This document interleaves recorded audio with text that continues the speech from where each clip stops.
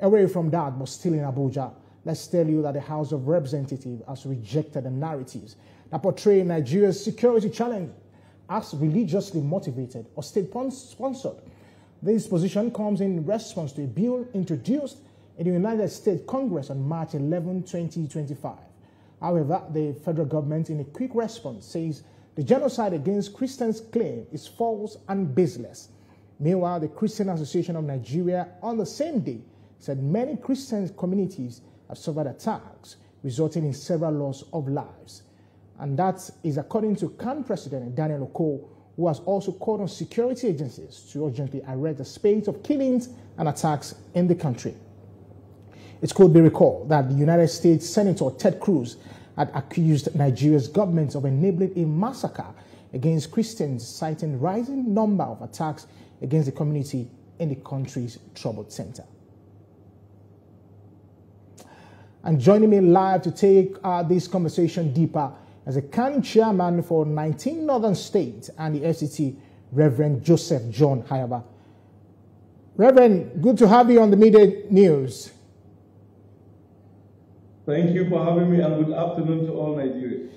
Yeah, Reverend, you heard the condemnation from the members of the House of Representatives and the position of the federal government on the claims of genocide attacks on Christians as pushed by U.S. Senator Ted Cruz. From your position as the CAN chairman, how true are his claims or how faulty are they?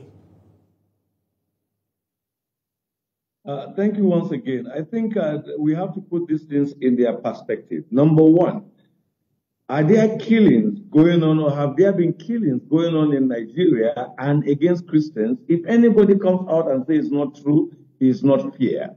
Because I know 6 years ago, 8 years ago, we keep coming out to media like this crying because every week and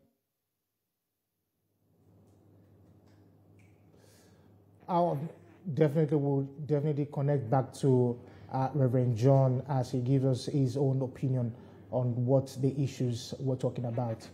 And of course, Reverend John will join us, definitely.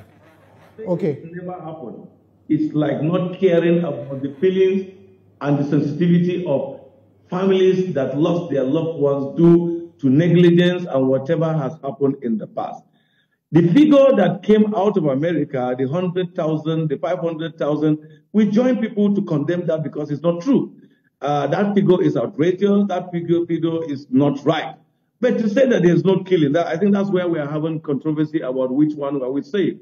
So we have to, number one, acknowledge that there's killing. Then there is also effort to see that perpetrators of those killings are arrested.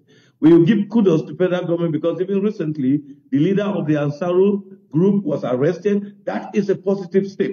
But the killings had ever happened. Just in the last few years that there's a change, and we're hoping that we can sustain this change until these stories are no longer.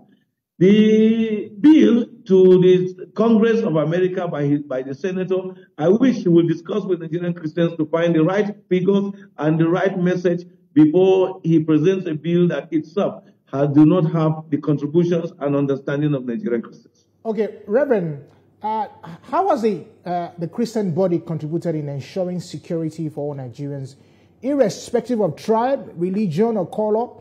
As it believed that security is everyone's business?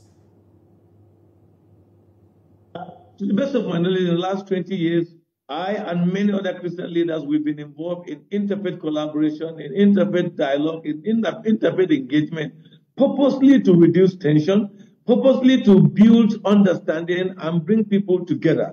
It is sad that when we come around and keep having ourselves discussing crisis, let me put this very clear. We have never said, and CAN has never said, that Muslims sat down in a meeting and asked some people to go and kill Christians for Muslims. But we have it clearly that there are people who hide under Islam to kill Christians, and government's supposed to be dealing with them.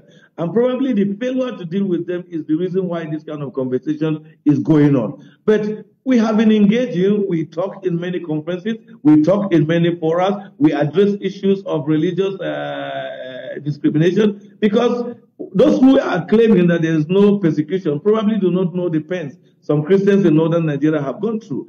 If today in many of the universities in northern Nigeria you don't have a church, but you can have mosques everywhere, what do you call that? It's religious persecution.